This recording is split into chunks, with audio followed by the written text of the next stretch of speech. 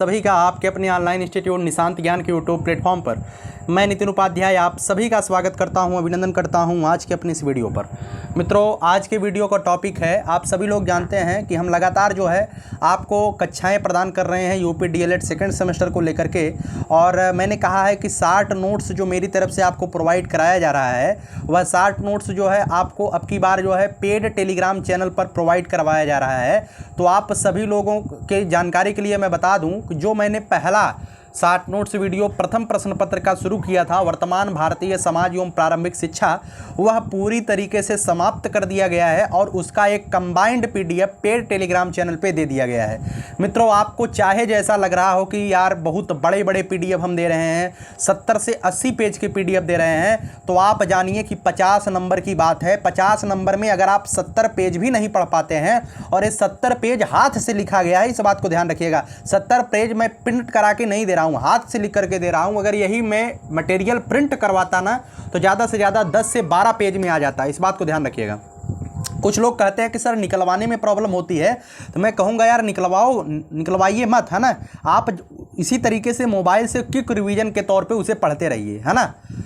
और जो भी मेरी तरफ से 60 नोट्स पीडीएफ दिया जा रहा है वह कब फायदेमंद होगा मैं आपको बता दूं, जब आपकी परीक्षाएं चलने लगेंगी, आपके पास जो है 60 नोट्स रहेंगे, आप 60 नोट्स को रात में पढ़ेंगे और सुबह पेपर में बेहतरीन करके आएंगे, 95% प्लस करके आएंगे। ठीक है, तो आइए चलिए, पहला जो पेपर आपका था वो समाप्त हो चुका है, 50 नंबर का पेपर। ये दूसरा पेपर आज मैं शुरू कर रहा हूँ। इसके बीच में मैंने एक वीडियो इंग्लिश का दिया है। मित्रों, इंग्लिश का जो पीडीएफ है ना, इंग्लिश का भी पीडीएफ आपको धीरे धीरे दिया जाएगा, लेकिन उसमें थोड़ा सा टाइम लगेगा, क्योंकि मटेरियल बनाने में थोड़ा सा टाइम लग सकता है, लेकिन आपको दिया जरूर जाएगा, है ना। चलिए, आज की वीडियो की शुरुआत करते हैं। सामाजिक विज्ञान की सिलेबस डिस्कशन है, और एक जो है इसमें थोड़ा सा मैंने लिया है मेगास्थनीज का भारत वर्णन, मैंने आपको इसमें पढ़ाऊँगा, है ना।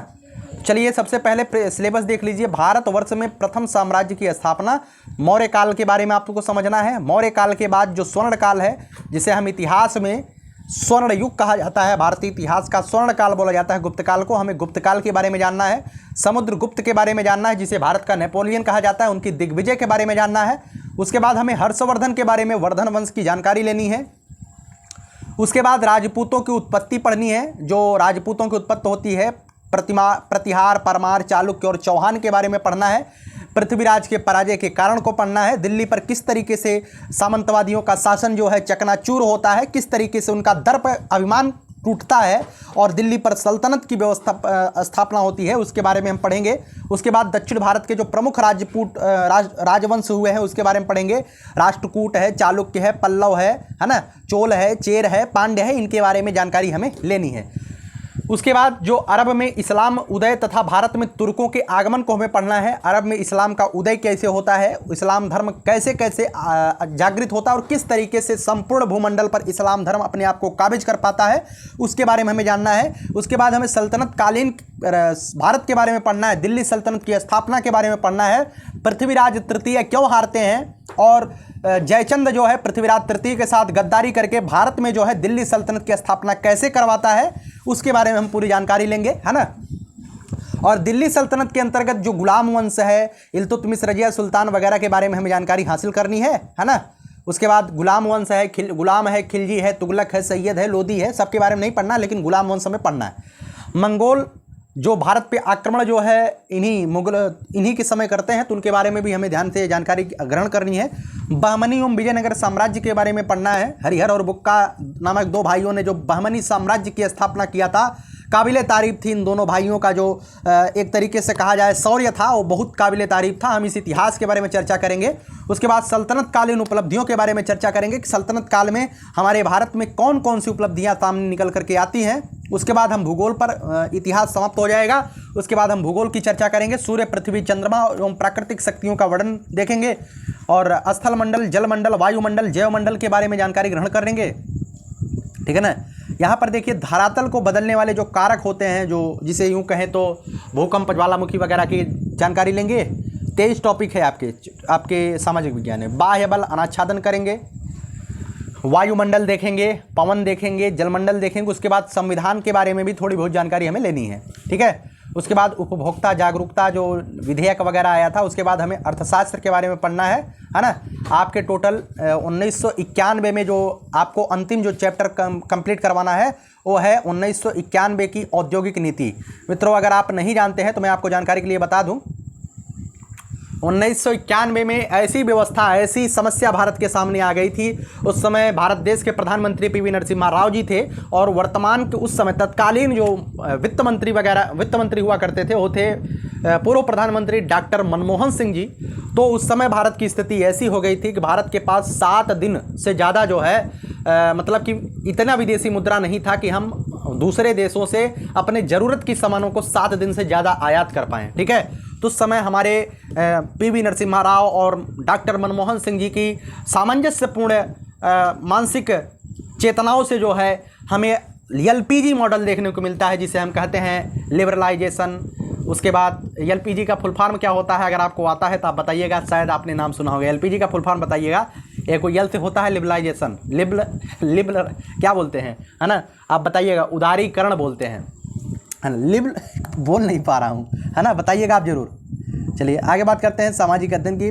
भारतवर्ष में जो मेरा नोट्स है ना, इसी तरीके के नोट्स आपको जो है बहुत ही कुछ बच्चे कह रहे हैं बहुत ज़्यादा आप मतलब कि विस्तृत लिखवा दे रहे हैं, तो मैं कोशिश करूंगा शॉर्ट में लिखवाऊं, लेकिन मैं रिस्क नहीं लेना चाहता था, इस वजह से मैंने इसे थोड़ा सा ब्रॉड लिखवाया। लेकिन हाँ, आगे से प्रयास रहेगा थोड़ा सा शॉर्ट में लिखा जाएगा। ठीक, भारतवर्ष में प्रथम साम्राज्य की स्थापना मौर्य काल के बारे में, और मेगास्थनीज सेल्यूकस ने अपना दूत बना करके चंद्रगुप्त मौर्य के दरबार में मेगास्थनीज को भेजा था, चंद्रगुप्त मौर्य के दरबार में। और मेगास्थनीज ने भारत के विषय में इंडिका नामक पुस्तक में, आपसे क्वेश्चन पूछा जाएगा इंडिका नामक पुस्तक के लेखक कौन है, तो मेगास्थनीज है।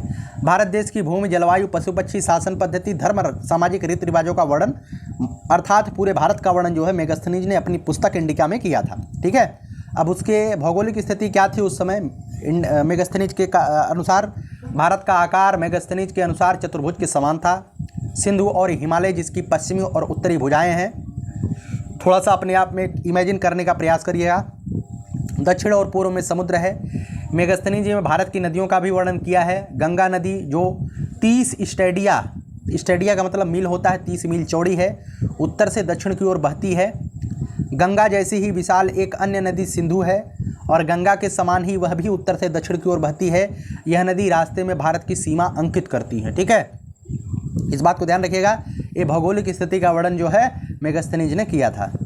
पाटलिपुत्र के बारे में क्या कहा था कि गंगा तथा सोन नदी के संगम पर पाटलिपुत्र नगर बसा हुआ है।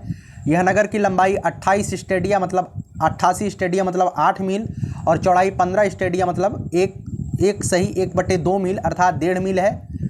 इसका आकार समानांतर चतुर्भुज के समान है। यह नगर चारों ओर काठ की दीवार से घिरा हुआ है, अर्थात काठ की दीवार नहीं है, दीवार से घिरा हुआ है। इसमें 570 बुर्जियाँ और 64 दरवाजे हैं। इस बात को ध्यान रखिएगा। पाटलिपुत्र के बारे में क्या इन्होंने बताया है? इन्होंने जो उस समय के महल होते थे, महलों के बारे में क्या बताया है कि राजा का राजप्रसाद का प्रासाद का मतलब होता है मित्रों महल। आपसे हिंदी में जो है किसी भी परीक्षा में पूछा जा सकता है मित्रों, प्रसाद माने क्या होता है। जो प्रसाद जो डायरेक्टली इस तरीके से लिखा जाए, इस प्रसाद का मतलब होता है भगवान के पूजा पाठ के बाद जो प्रसाद दिया जाता है, जो फल दिया जाता है, जो परिणाम दिया जाता है, उसे हम प्रसाद बोलते हैं। लेकिन अगर आपको यहीं पर एक मात्रा लगा दिया जाए प्रासाद, इसका मतलब होता है महल। ठीक है, इस बात को ध्यान रखिएगा। इन्होंने क्या बताया है कि इन्होंने बताया कि राजा का राजप्रसाद पाटलिपुत्र में ही था। इनकी प्रशंसा करते हुए मेगास्थनीज ने लिखा है, यह संसार के राजकीय भवनों में सबसे सुंदर है। इस प्रासाद के सामने सूसा और इकबताना के राजप्रसादों का वैभव भी तुच्छ प्रतीत होता है। इन्होंने अपने यहाँ के तमाम राजप्रसादों का नाम लिया है, तो आप ध्यान रखिएगा सूसा और इकबाताना। ठीक है, आप इनके बारे में अगर सूसा के बारे में जानना चाहते हैं, इकबाताना के बारे में जानना चाहते हैं, तो आपकी जिम्मेदारी बनती है कि आप गूगल पे सर्च करिएगा है क्या, जिससे इसकी तुलना की गई। और इन्होंने मेगास्थनीज ने जो है पाटलिपुत्र के राजप्रासाद को जो है इससे बेहतर क्यों बताया, तो आपकी जिम्मेदारी बनती है, हम यहाँ पे डिस्कस नहीं करेंगे। ठीक, धार्मिक स्थिति उस समय क्या थी? मेगास्थनीज ने यूनानी देवताओं डियोनिसन तथा हिराक्लिस के नामों का उल्लेख करते हुए कहा है कि इसको भारतीय अपना देवता मानकर पूजते थे। ठीक है, मेगास्थनीज ने जिनको यूनानी देवता समझा, वास्तव में भारतीय शिव व कृष्ण थे। ठीक है, उन्होंने जो भारत के भगवान भोलेनाथ हैं और जो कन्हैया जी हैं, कृष्ण भगवान हैं, इन्हें जो है वो उन्हें यह जो है यूनानी देवता मानता था। एक मिनट, हाँ, उन्हें यह जो है यूनानी देवता मानता था, लेकिन वास्तव में भगवान शिव और कृष्ण थे। मेगस्थनीज के अनुसार यज्ञ व बलि की प्रथा प्रचलित थी तथा भारतीय पुनर्जन्म में विश्वास करते थे। इस बात को ध्यान रखिएगा, है ना। धार्मिक स्थिति यही थी कि उस समय के लोग सबसे बड़ी जो आपको जानकारी लेनी है ना, इसमें यही लेना है कि भारतीय लोग जो है पुनर्जन्म में विश्वास करते थे। ओके, आर्थिक स्थिति की बात करते हैं मित्रों। उस समय की आर्थिक स्थिति, जब भूमि अपनी सतह पर कृषि द्वारा होने वाली संपूर्ण उपजों का उत्पादन करती थी, उसके अंदर भी विभिन्न धातुओं की सिराएं फैली हुई होती हैं। तो आर्थिक स्थिति उस समय पूरी तरीके से मित्रों भूमि पर ही निर्भर होता था, अर्थात कृषि कार्य पर ही निर्भर होता था। इसका मतलब यही है ना। इसके अंदर विभिन्न धातुओं की सिराएं फैली होती है। इसका मतलब यह भी है कि आर्थिक स्थिति जो है उस समय खनन कार्य भी शुरू हो चुका था। ठीक है, उस समय खनन कार्य भी शुरू हो चुका था। यह बात भी मेगस्थनीज ने स्पष्ट किया है। आगे बात करते हैं सामाजिक स्थिति। मित्रों उस समय जो है जातियां 7 प्रकार से बटी हुई थी।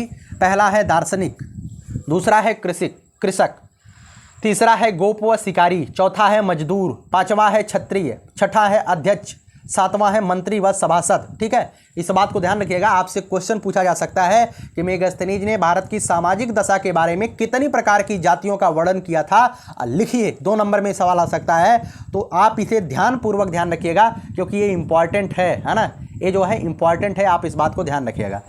उस समय जातियां 7 प्रकार की होती थी। पहला क्या होता था? दार्शनिक, दूसरा कृषक, गोप, शिकारी, मजदूर, क्षत्रिय, अध्यक्ष, मंत्री, है ना। तो थोड़ा सा आप जो है पीडीएफ को 2-1 बार पढ़ेंगे तो निश्चित रूप से आपको याद हो जाएगा, है ना। आगे बात करते हैं, सामाजिक दशा हो गया। उस समय राजनीतिक दशा क्या थी? मित्रों मेगस्थनीज के वर्णन में तत्कालीन भारत की राजनीतिक स्थिति का व्यापक प्रकाश निम्न अनुसार स्पष्ट किया जा सकता है। कैसे? राजा जो होते थे, क्या होते थे? मेगस्थनीज के अनुसार राजा साम्राज्य का प्रमुख शासक होता था, न्यायाधीश, धर्म प्रवर्तक तथा सेनापति होता था। राजा जो है उस समय प्रमुख होता था। राजा ही न्यायाधीश होता था, राजा ही धर्म प्रवर्तक होता था। प्रवर्तक का मतलब कोई धर्म हमारे राज्य में चलेगा या नहीं चलेगा, उसका डिसीजन केवल और केवल राजा करता था। राजा ही संपूर्ण सेना का सेनापति भी होता था। नगर प्रशासन के बारे में बात की जाए मित्रों, मेगस्थनीज के अनुसार नगर का प्रबंध जो है 5-5 सदस्यों की 6 समितियों के द्वारा किया जाता था, है ना। अच्छा, कुछ लोग कहेंगे भैया याद नहीं होता है इन चीज़ों को। आपको देखिए, कंटेंट आपके पास भले ही कम हो, लेकिन उस कंटेंट पर अपनी पकड़ बेहतरीन बनाने के लिए आपको क्या करना होता है? सबसे बड़ा जो मैंने अपने जीवन में अनुभव किया है वह अनुभव यही है कि आप कंटेंट आपके पास कम हो, भले वो चलेगा, लेकिन उस कंटेंट पर आपकी पकड़ 100% हो, यह चलेगा, यह दौड़ेगा, है ना। कंटेंट कम हो यह चलेगा, लेकिन उस कंटेंट पर 100% आपकी पकड़ होनी चाहिए, वह दौड़ेगा। कारण यह है कि आपके पास कितना कम कंटेंट है। आपने मतलब कि सीधी बात समझिए कि जितना भी चीज़ें मैं दे रहा हूँ उस चीज़ को जो है आप 2 बार, 3 बार, 4 बार, 5 बार रिवीजन कर लीजिए। वर्तमान भारतीय समाज एवं प्रारंभिक शिक्षा मैंने आपको दिया, है ना। आपके पास मोबाइल में पीडीएफ है ना।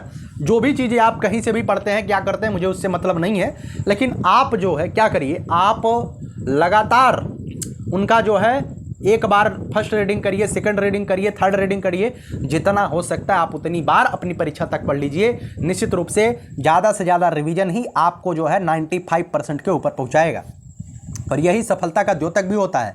पहली समिति उद्योग धंधे की देखभाल करती थी, दूसरी समिति विदेशियों का प्रबंध करती थी, तीसरी समिति जो होती थी जन्म मृत्यु का हिसाब करती थी, चौथी समिति जो होती थी व्यापार पर नियंत्रण करती थी, पांचवी समिति जो होती थी वस्तुओं में मिलावट की जांच करती थी, और छठी समिति जो होती थी विक्रय की गई वस्तुओं पर कर वसूल करने का काम करती थी। ठीक है, मैं मानता हूं कि चीज़ें एक बार में आपको नहीं याद होंगी, लेकिन आपको 2-1 बार रिवीजन करेंगे तो निश्चित रूप से याद हो जाएगा। उस समय दंड व्यवस्था क्या थी?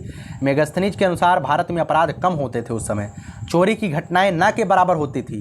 दंड नीति अत्यंत कठोर थी, इस बात को ध्यान रखिएगा। होता तो कुछ नहीं था, वास्तव में किसी की चोरी करने की हिम्मत ही नहीं होती थी। दंड नीति इतनी कठोर थी, है ना। गला वाला काट के इसे फेंक दिया जाता था, तो किसी की हिम्मत ही नहीं होती थी। लेकिन जो गलती कर देता था उसे जब इतना तगड़ा दंड दिया जाता था, साधारणतया अभियुक्त वित्तीय जुर्माने से दंडित किया जाता था साधारण में। लेकिन अगर उसने गलत कार्य कर दिया है तो निश्चित रूप से उसे मौत की सज़ा होती थी, और वह भी मौत की जो सज़ा होती थी बहुत ही भयानक होती थी, है ना। उस समय की सैन्य व्यवस्था क्या थी, यह अंतिम टॉपिक है, मतलब कि हमारे द्वारा आज के वीडियो का अंतिम है ना। सैन्य व्यवस्था कैसी थी, तो उसकी पहली समिति जो है नौसेना का प्रबंध करती थी। दूसरी, इसकी सैन्य समिति भी 6 भागों में विभाजित थी। क्या थी? दूसरी समिति भी आवश्यक सामग्री का प्रबंध करती थी। तीसरी समिति भी पैदल सेना का देखभाल करती थी, ठीक है। हाँ, चौथी समिति जो है अरब सेना का देखभाल करती थी। पांचवी समिति जो है रथ सेना का देखभाल करती थी। छठी समिति जो है हस्ती सेना का देखभाल करती थी। अब कैसे याद करना है, आप लोग इसे 2 बार, 1 बार, 3 बार, 4 बार रिवीजन करिएगा। मैं हमेशा कहता हूँ रिवीजन इज मस्ट, बिना रिवीजन के कोई भी चीज़ आपके काम की नहीं है। एक बार मैं PDF दे रहा हूँ, PDF को लेने के बाद आपका काम होता है कि आप इसका रिवीजन जितना बार हो सकता है करिएगा। रिवीजन ज़्यादा से ज़्यादा करेंगे आपको फ़ायदा होगा। सबसे बड़ी बात, आप इस PDF को निश्चित रूप से करीने से प्राप्त करना चाहते हैं। पहला पेपर आपको कंबाइंड तरीके से दिया जा चुका है। दूसरा पेपर की शुरुआत आज मैं सामाजिक विज्ञान की कर रहा हूँ। इसका भी PDF आपको जो है पहले तो 60 नोट्स PDF नंबर 1, 2 करके दिया जाएगा टेलीग्राम चैनल पे। उसके बाद जो है जब मतलब कि सिलेबस समाप्त हो जाएगा तो इसका एक कंबाइंड PDF आपको दे दिया जाएगा, है ना। जिससे आप कंबाइंड PDF अभी 2-3 पेज जो भी आपको दिया जाए उसका आप डेली बेसिस पर पढ़िए। उसके बाद जब कंबाइंड PDF दिया जाएगा तो आप इसका रिवीजन कर लीजिए, है ना। उम्मीद है कि आप समझ रहे होंगे। इसी तरीके से आपको पढ़ना है। बाकी कुछ भी आप लोग कहें, कुछ लोग हमें गाली भी देते हैं, यार मार्केटिंग शुरू कर दिया है। इसके लिए आपसे मैं माफ़ी चाहता हूं कि मैं सक्षम नहीं हूं कि आपको हर एक चीज़ इतनी मतलब कि बेहतरीन चीज़ आपको मैं दे सकता हूं, लेकिन मैं अकेले काम नहीं कर पा रहा हूं। इस वजह से मैं अक्षम हूँ फ्री में इस चीज़ों को देने के लिए। तो आप कहाँ से लेंगे, तो आपको जो है डिस्क्रिप्शन बॉक्स में लिंक दिया गया है, आप वहाँ से PDF को ख़रीद सकते हैं। मतलब कि आपको टेलीग्राम पे लिंक दिया रहेगा, वहाँ पे आप अपना मोबाइल नंबर डाल करके वेरीफाई करिए। वेरीफाई करने के बाद अपना नाम डाल दीजिए। उसके बाद पे का ऑप्शन आएगा, जो भी पेमेंट करना पड़ेगा। आप जैसे ही पेमेंट करेंगे गूगल पे, फ़ोनपे वगैरह से जैसे ही पेमेंट करेंगे तो आप उस टेलीग्राम चैनल पे जुड़ जाएंगे। वहाँ पे सारे के सारे PDF एकदम तरीके से आपको दिए जा रहे हैं। निश्चित रूप से आपकी पढ़ाई में यह सफलता का अंतिम कील साबित होगा, सफलता के ताबूत में अंतिम कील साबित होगा। तो निश्चित रूप से आप बेहतर करेंगे, है ना। हमारी सभी शुभकामनाएं आपके साथ हैं। आज जो है गणित की क्लास नहीं जा पाएगी, उसका कारण ये है कि हमारे यहाँ लाइट नहीं है, तो इससे कारण जो है गणित की क्लास नहीं जा पाएगी। और थोड़ी सी अस्वस्थता हमारे अंदर भी है, तो एक वीडियो देने के बाद कल मैं जो है गणित की क्लास दूंगा, ठीक है। इसके बारे में कमेंट मत करिएगा। बहुत बहुत धन्यवाद। जय हिंद, जय भारत।